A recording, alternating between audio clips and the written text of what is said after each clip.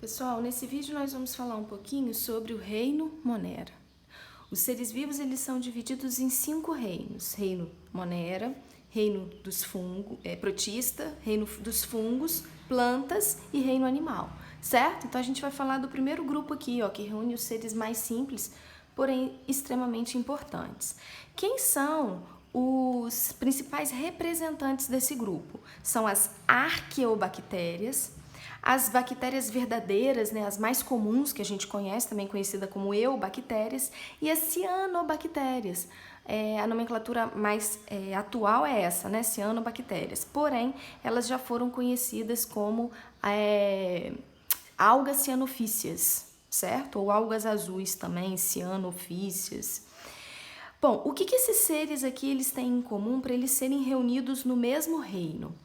Os 3 grupos de seres, eles são procariontes. O que significa isso? Não apresenta núcleo individualizado, ou seja, o material genético fica disperso no citoplasma e não compartimentalizado dentro do núcleo, certo? E eles são unicelulares. Então, as bactérias, elas são seres formados por uma única célula. Só que elas vivem em colônias. Então, por exemplo, uma cárie dentária, você consegue ver, visualizar, porque não é uma única bactéria, sim uma colônia de bactérias, certo? Vamos começar falando um pouquinho sobre as arqueobactérias, também conhecidas como o domínio arqueo. Bom, essas bactérias, elas são bactérias conhecidas como bactérias extremófilas, porque são bactérias que vivem em condições extremas, né, em locais extremamente inóspitos, locais que não são favoráveis nem um pouco à vida, você encontra essas bactérias ali. Então, as bactérias do tipo Arquea, conhecido como termófilas, por exemplo, são as bactérias que vivem em fontes termais, onde a temperatura ela é extremamente alta, teoricamente incompatível com a vida. As acidófilas, que vivem em locais com um pH extremamente baixo, né, um pH extremamente ácido. As halófitas são aquelas que vivem em locais com uma concentração salina bastante acentuada. É o que vai acontecer, por exemplo, com os seres que vivem no Mar Morto, dentro de salmouras, ok? E as metanogênicas. As metanogênicas são aquelas que vivem em ambientes pobres em oxigênio, como, por exemplo, as que vivem em pântanos, em água que recebe esgoto. Lembra, nós já falamos sobre a eutrofização. No intestino de alguns animais. Então, são locais anóxicos, com baixa concentração de oxigênio. E aí, esses seres, então, eles são produtores de metano, por isso esse nome, metanogênica, certo? Uma característica importante das arqueobactérias é que elas não possuem peptidioglicanos na sua parede celular. A parede celular é um componente das células de muitos seres vivos, né? Plantas têm parede celular, fungos têm parede celular e bactérias têm parede celular. A diferença da parede celular desses seres está na sua composição. A maior parte das bactérias apresenta na sua composição esse peptidioglicano, mas não é o que acontece nas arqueobactérias. Então, quando você tem bactérias com uma composição da parede celular que difere muito, não tem peptidioglicanos, então a gente já vai encaixar nesse grupo aqui, certo? Nas plantas, a principal composição é a celulose e nos fungos, a principal composição da parede celular é a quitina. Isso é uma informação importante, registrem aí. Bom, as bactérias, né, que são essas eubactérias ou bactérias verdadeiras, elas vão apresentar então um peptidioglicano na sua parede celular. E com isso, né, se tiver só peptidioglicano, né, apresentar apenas esse peptidioglicano, eu vou pegar esse grupo de bactérias e vou classificar como gram-positivas. Existem alguns procedimentos que a gente faz, né, de coração para classificação dessas bactérias, e à medida que a gente vai fazendo esses procedimentos, a gente vai ver que essas bactérias elas coram de roxo. A parede celular dela ela é mais espessa, ela é mais grossa, então consegue absorver bastante o corante, certo? Mas se além do peptidioglicano ela tiver outras coisas, como por exemplo uma cápsula lipoproteica e tudo mais, eu vou classificar como gram-negativas. Certo? E aí, quando a gente faz esses procedimentos de coração, a gente vai ver que elas coram de vermelho. E a parede celular dela ela é menos espessa do que as gram-positivas. Então, ó, não tem peptidioglicano? É Arquea. Tem apenas peptidioglicano? É bactéria do tipo gram-positiva. Tem peptidoglicano, mas tem mais alguma coisa na composição. É bactéria do tipo gram negativa. Isso aqui é importante, gente, para você fazer classificação dessas bactérias, né? Existe um grupo de bactérias que apresenta essa característica gram positiva e um grupo de bactérias que apresenta essa característica gram negativa, certo? Então dá para você identificar mais ou menos a que grupo que uma bactéria nova, por exemplo, que surgiu, a qual grupo que ela pertence por meio desse processo de coloração, tá? Agora a gente vai falar um pouquinho aqui dos componentes das bactérias. Então, vamos lá. De fora para dentro, certo? Algumas bactérias elas vão apresentar, isso aqui não está presente em todas, tá? Somente em algumas, que é uma cápsula. Essa cápsula, né, presente nas bactérias, ela confere à bactéria uma proteção extra, certo? Muitos antibióticos não conseguem degradar isso aqui. Muitos glóbulos brancos, né, que fazem a defesa do nosso corpo, eles não conseguem digerir essa cápsula aqui, certo? Então ela é uma proteção extra. Portanto, ela está presente principalmente em bactérias parasitas, aquelas capazes de causar doença, causar as bacterioses. Daqui a pouco a gente vai falar quais são as doenças causadas por bactérias, certo? Internamente a cápsula, a gente tem a parede celular. Essa sim está presente em todas as células, né? E aí, em todas as bactérias. E aí a gente pode ver que a composição, ela vai variar um pouquinho conforme nós já descrevemos. A membrana celular, a membrana plasmática, também é um componente presente em todas as bactérias, certo? Algumas têm como se fosse uma invaginação aqui, uma entradinha, a gente vai chamar isso aqui de mesossomo. O mesossomo, ele serve para iniciar um processo de divisão da bactéria, né? A bactéria, quando ela se parte no meio de forma assexuada, essa separação do citoplasma começa pelo mesossomo, né? Eles acreditam também que as proteínas responsáveis por fazer a respiração celular também se localizam nesse sulco, nessa invaginação chamada de mesossomo. Ih, escrevi errado aqui, ó. Mesossomo, certo? A única organela presente nesses seres são os ribossomos, com a mesma função das outras células, síntese de proteínas, certo? Eles apresentam para a sua locomoção o flagelo, certo? Que é como se fosse um motorzinho que gira e faz a bactéria se locomover. Apresenta o pili, que ele é muito importante na conjugação. Quando uma bactéria se encontra com a outra, eles formam uma ponte de ligação e ocorre troca de material genético. Essa ponte ela é formada a partir desse pili. Eu coloquei ele só aqui, mas na verdade ele está distribuído ao longo de toda a superfície, né, da bactéria. Bom, agora uma informação importante. Como eu falei para vocês, a bactéria ela é procarionte. O material genético fica solto no citoplasma, certo? Além desse material genético cromossomal que todos nós apresentamos, porém por nós sermos células eucariontes, fica guardado dentro do núcleo. Mas é uma característica que todos os seres vivos eles apresentam. A bactéria ela tem um DNA chamado plasmidial ou simplesmente plasmídio. Esse material genético aqui, ele é um material genético circular, independente desse cromossomal aqui. E esse material genético é o que é trocado quando duas bactérias elas se encontram, certo? Então, a troca de plasmídio que ocorre durante o processo de conjugação, que é um tipo de reprodução sexuada, é responsável, por exemplo, por esse processo aqui, ó. A gente observa que quando essas bactérias elas fazem troca desse material genético, uma bactéria que era sensível ao antibiótico, ela passa a ser resistente ao antibiótico. Então, se antes do processo de conjugação aquele antibiótico era capaz de matar aquela bactéria, agora ele já não é mais capaz, porque ela trocou plasmídio com uma bactéria resistente e aí acabou ganhando o gene da resistência, certo? Esse plasmídio também ele é extremamente importante em técnicas de biotecnologia. A gente vai ver futuramente uma técnica de biotecnologia que utiliza o DNA recombinante.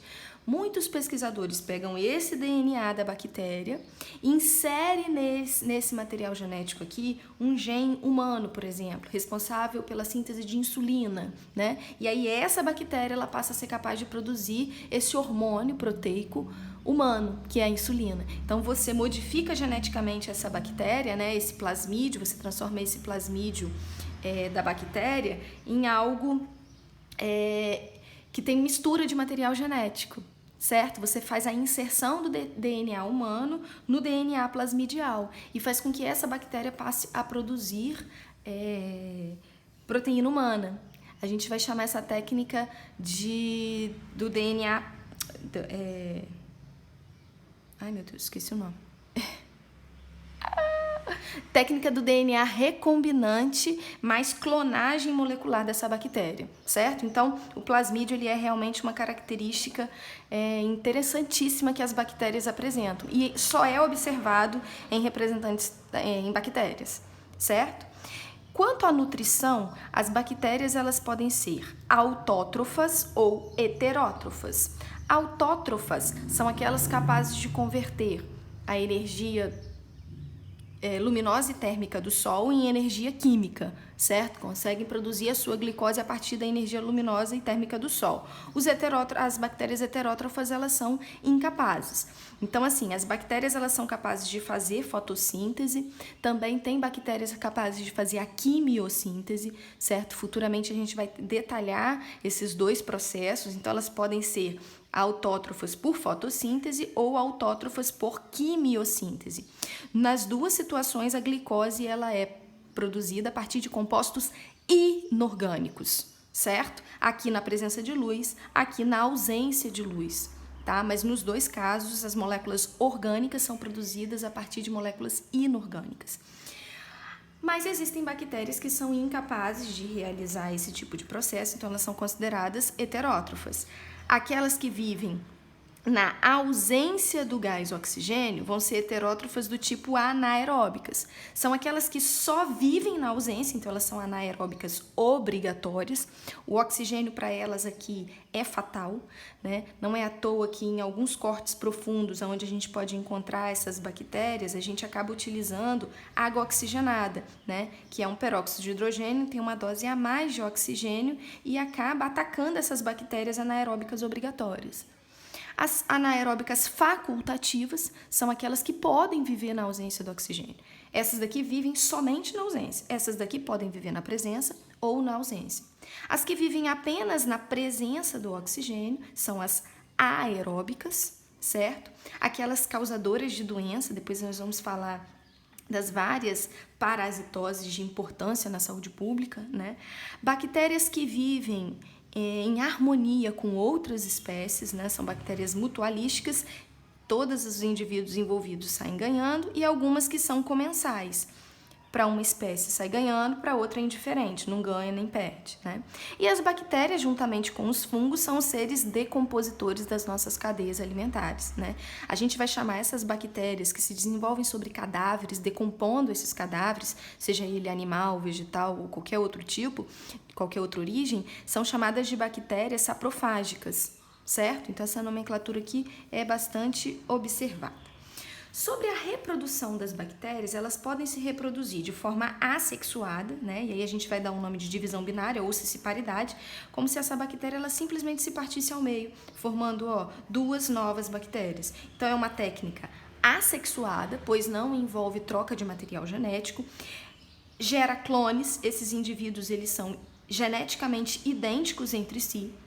E em situações onde o ambiente está desfavorável, elas podem formar esporos, um processo chamado de esporulação.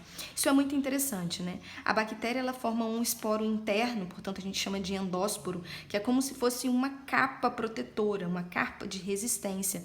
E esse esporo, o restante da bactéria morre, né? Enquanto esse esporo fica vivendo ali num estado vegetativo, ele diminui bastante o seu metabolismo e consegue sobreviver num solo, né? Num ambiente inóspito. Em locais, por exemplo, onde tem baixa concentração de água, né? A umidade. quando as condições elas voltam a ser favoráveis, ele sai desse estado vegetativo e fica no estado ativo, né? É o que acontece, por exemplo, com a bactéria causadora do tétano, né? Do botulismo também. A bactéria causadora do tétano, o esporo do tétano, da Clostridium tetani, fica no solo durante anos. E aí, quando você se corta, você então cria um ambiente favorável. Lá em machucados mais profundos, né, num ferimento profundo, você cria um ambiente favorável para que essa Clostridium tetani saia desse estado vegetativo de esporo e fique ativo, certo? Mas as bactérias, elas também conseguem se reproduzir de forma sexuada, ok? E a reprodução sexuada de bactérias, ela pode ser do tipo conjugação. Lembra que eu falei, ó, uma bactéria se aproxima da outra, elas formam o pile de conjugação, né, uma ponte entre eles, e aí o plasmídio de uma bactéria é trocado com outra. Como é um processo em que ocorre troca de material genético, ocorre variabilidade genética, tá? A transformação também é um processo sexuado, né, que as bactérias são capazes de realizar, no qual essas bactérias elas absorvem material genético de outras bactérias que estavam no meio. Então, por exemplo, essa bactéria ela está no solo e no solo existiam outras bactérias que morreram. Então, ela consegue absorver esse DNA de outras bactérias mortas que estavam no mesmo meio onde ela se encontrava. E a transdução também é um processo onde ocorre variabilidade genética numa bactéria, mas na verdade o material genético que chega para promover essa recombinação veio por meio de um vírus. Existe um vírus que é capaz de parasitar bactérias, que são os bacteriófagos.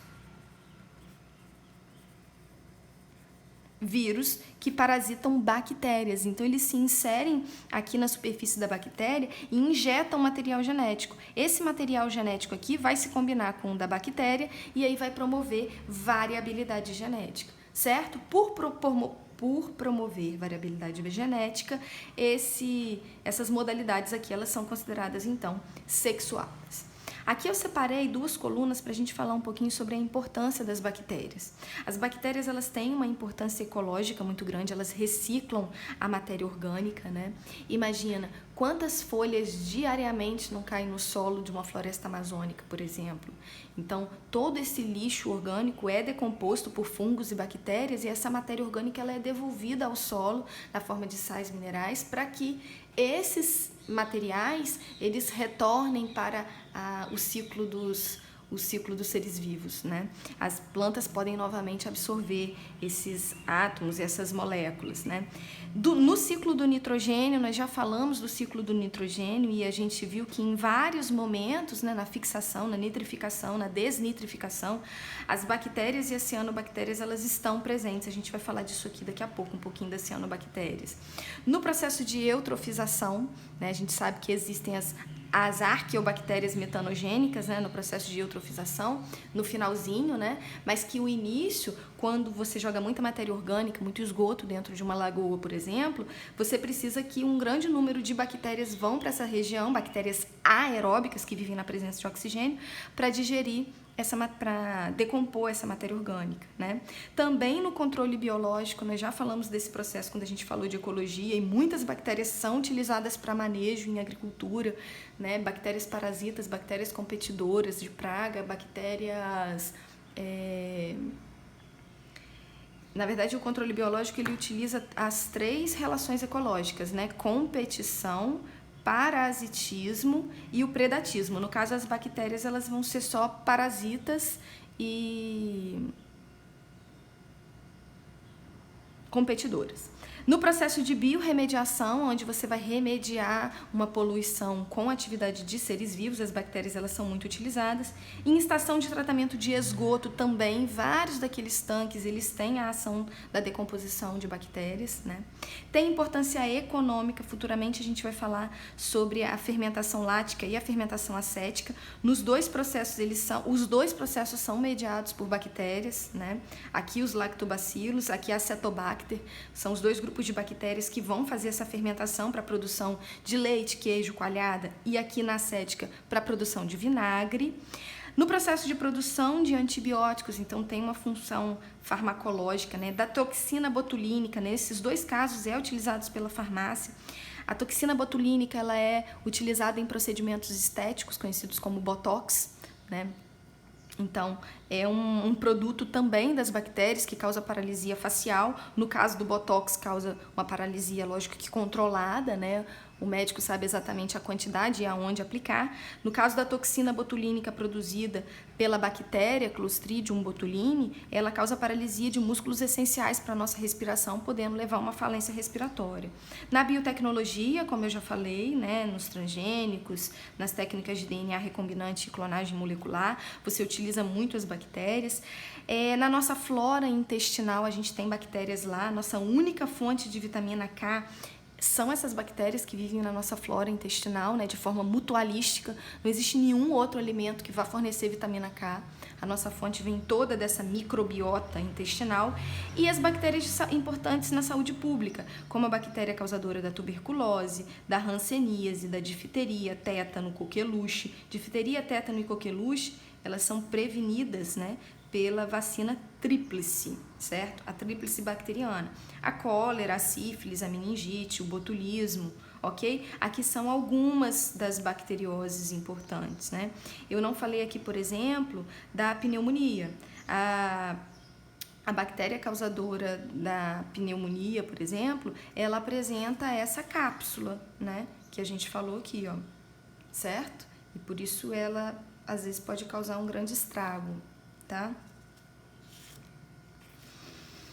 Bom, as bactérias, elas se classificam conforme a sua forma, ok? Então, as bactérias, elas podem ser redondinhas assim, que a gente vai chamar de coco. A bactéria, por exemplo, causadora da pneumonia, ela é do tipo coco, né? Pneumococo, que a gente chama. Ela é redondinha assim. Ela pode ser na forma de bastão, que é o bacilo, né? Bacilo de Koch, por exemplo, é a bactéria causadora da tuberculose. Na forma de espiral, são os espirilos. A bactéria, por exemplo, causadora da sífilis, ela é uma espiroqueta, né? E na forma de vírgula, como são chamados de os vibriões, né? Eles têm formato de vírgula, como o Vibrio cholerae, que é a bactéria causadora da cólera. Tá? Como essas bactérias, elas são unicelulares, mas elas podem viver em colônia, elas podem se agrupar. E o agrupamento dessa bactéria também tem nome. Então, por exemplo, quando elas se agrupam de 2 em 2, são chamados de diplo. Diplo é o agrupamento, coco é o formato. Então, eu vou chamar isso aqui de diplococo, certo? Quando elas se agrupam de 8 em 8, 4 na frente, 4 atrás, no formato de um cubo, eu vou chamar de sarcina. Em fileiras, assim, ó, eu vou chamar de strepto. Então, uma fileira de cocos. Então, streptococcus, certo? Ou então, no formato de cacho de uva, eu vou chamar de estafilo. Então, estafilococcus, certo? Esses são os tipos de agrupamento para ajudar na classificação das bactérias. Por fim, a gente vai falar das cianobactérias, né? Elas antigamente eram chamadas de algas azuis. Elas, juntamente com as algas do reino protista, detém hoje o título de pulmão do mundo, porque são as grandes produtoras das cadeias marinhas e das cadeias dulcícolas, né, das cadeias aquáticas. São as grandes responsáveis por fazer a fotossíntese e reciclar o oxigênio na atmosfera. Também fazem parte do ciclo do nitrogênio, né? O processo de fixação, onde aquele nitrogênio atmosférico e inerte ele é absorvido por bactérias do tipo cianobactérias, né? E aí essas bactérias, elas vivem nas raízes de leguminosas, como a gente já falou lá no ciclo, como feijão, soja e tudo mais, formando os nódulos nessas raízes e facilitando a absorção desse nitrogênio e enriquecendo o solo em nitritos e nitratos. Essas bactérias, elas também são, as cianobactérias também são as que fazem parte da formação dos líquens, né? Os líquens, eles são associações mutualísticas entre as cianobactérias, que são as algas azuis, né? E os fungos. Dentro de um processo de sucessão ecológica, eles são os primeiros seres a chegar num local antes não habitado. A gente já falou da importância dos líquens, né? por criarem um ambiente mais favorável para que outros seres mais exigentes cheguem e se desenvolvam naquele local até então sem vida. E eles são bioindicadores de pureza de solo, né? de ambiente, onde você tem líquen, significa que os parâmetros ali de umidade, de pureza do ar, são parâmetros bons, né? As cianobactérias estão entre os fósseis mais antigos, os estromatólitos, né? Os estromatólitos, eles são fósseis que ficaram registrados, né, armazenados em rochas, conservados em rochas, a partir da decomposição de carbonatos que foram produzidos pelas cianobactérias há mais de 2,6 bilhões de anos atrás, certo? Vou mandar listinha de exercício para a gente praticar tudo isso que a gente viu sobre Reino Monera. Até a próxima aula, gente.